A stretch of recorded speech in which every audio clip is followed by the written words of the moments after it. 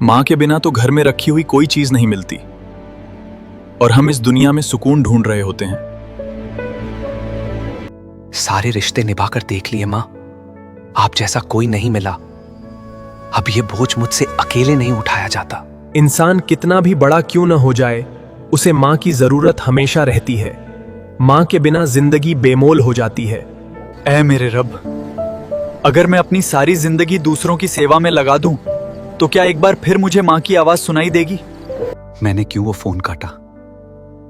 मेरी जुबान की तेजी ने उस माँ को दुखी किया जिसने मुझे बोलना सिखाया था। इनकार वो ढाल है जो कदरत हमें देती है, ताकि हम सदमे की उस लहर को बर्दाश्त कर सकें जो हमें तोड़ सकती है। माँ, कमरे की ये खामोशी मुझे काट रही है।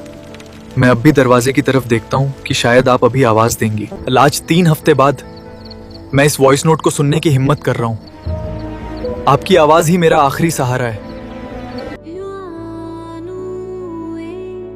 हसन बेटा, मुझे पता है तुम नाराज हो। मैंने बहस के लिए नहीं, बस तुम्हारी आवाज सुनने के लिए फोन किया था।